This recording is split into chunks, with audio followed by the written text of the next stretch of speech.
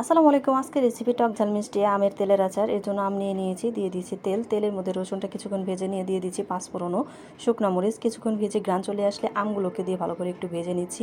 ভেজে নিয়ে এখানে দিয়ে দিচ্ছি চিনি। চিনিটা দেওয়ার সঙ্গে সঙ্গে পানি ছেড়ে দেবে। ভালো করে একটু নেড়ে চেড়ে মিক্স করে নিয়ে এখানে দিয়ে দিচ্ছি হলুদ এবং মরিচের গুঁড়ো, ভালো করে একটু কষিয়ে নিচ্ছি। এখন দিয়ে দিচ্ছি ভিনেগার। ভিনেগার দিয়ে কিছুক্ষণ মিক্স করে নিয়ে সরিষা বাটা দিয়ে কিছুক্ষণ ভালো করে কষিয়ে নিতে হবে। কষিয়ে নিয়ে দিয়ে দিচ্ছি পরিমাণ মতো লবণ। লবণটা দিয়ে ভালো করে একটু মিক্স করে নিয়ে এখানে দিয়ে দিচ্ছি সরিষার তেল। সরিষার তেল ভালো করে দিয়ে একটু মিক্স করে নিয়ে স্পেশাল মশলা তৈরি করে নিচ্ছি। পাঁচফোড়ন, জিরা, এলাচ, দারচিনি, তেজপাতা, শুকনো মরিচ ভালো করে ভেজে ব্ল্যান্ড করে নেব। দেখতে পাচ্ছেন তেল উপরে ভেসে উঠেছে। এই পর্যায়ে মশলাটা দিয়ে ভালো করে একটু কষিয়ে নামিয়ে নিলে আচারটা তৈরি। যেভাবে এটা সংরক্ষণ করবে সেটা দেখিয়ে দিলাম। কালো জিরা, শুকনো মরিচ দিয়ে উপরে আচারটা দিয়ে একদম তেল দিয়ে পুরোটা ঢেকে রেখে দিয়ে তারপরে উপর দিয়ে আবারও কালো জিরা এবং শুকনো মরিচ দিয়ে এটা রেখে দিলে এটা সারা বছর ভালো থাকবে। কিছুদিন পর পর রোদে দিলে এটার ঘ্রাণটা অনেক বেশি বেড়ে যাবে। আজকের মতো এ পর্যন্ত। আল্লাহ হাফেজ।